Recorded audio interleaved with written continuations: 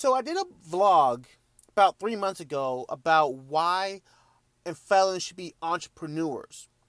And I figured, in fairness, we should talk about the fears and some of the disadvantages of a felon turned entrepreneur.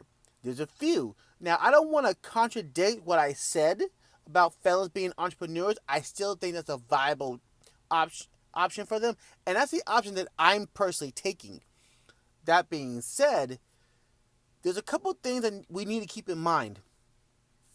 First, you're going to be doing this with no capital. So whatever business plan you have or whatever idea you're going to come up with, you're probably doing it with very little or no money. Most felons come out, they're dead broke. They have very little, if any, support system, and they're looking for the first job they can get, which is probably minimum wage. And at least in LA, which is where I'm based now, $12 an hour is not going to do too much for you. I mean, I was making $15 an hour washing dishes, and I was barely getting by. So, you got to keep that in mind. You're going to figure out how to save up some money, which you may need to get a second job while entrepreneuring, which is kind of a rock and a hard place when you do that. Another problem, which leads to another problem felons had, is because of that low income or no capital, you're going to have to work a struggle job.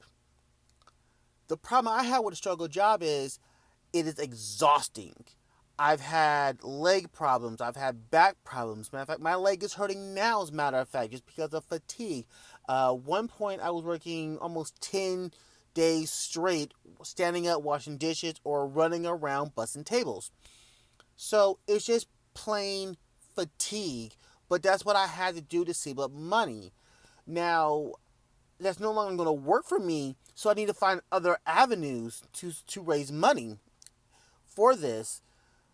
But any other given felon, especially if they just came home, these are the jobs they're going to have to deal with. So it's going to be a challenge to raise that money to get the funds that they need to get going. And struggle jobs take a lot of time away from you.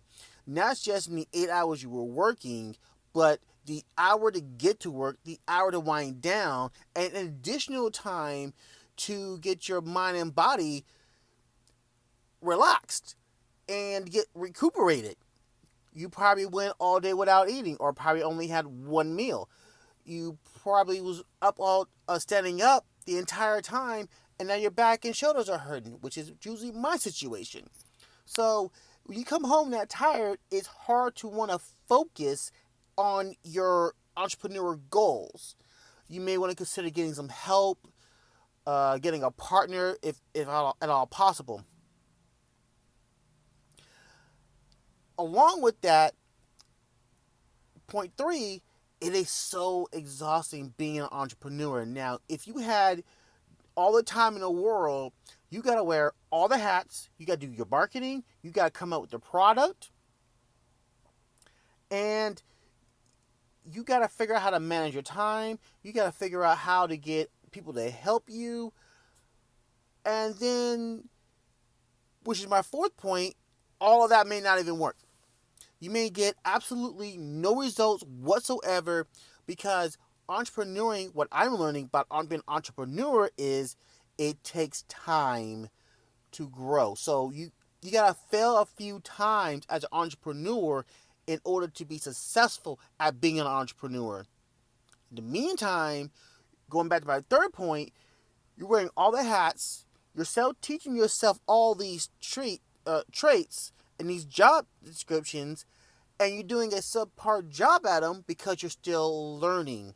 And because you're learning so much, it takes away from you working on your product, which now all of a sudden you got all this stress that comes along with it.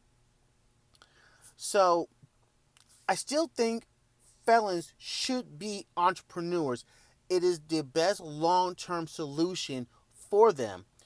But these are things you want to keep in mind. I'm gonna end the video right here. So any questions, comments, or things you want me to talk about, please leave it down below in the description. And again, don't forget to rate, comment, and subscribe. Share this video to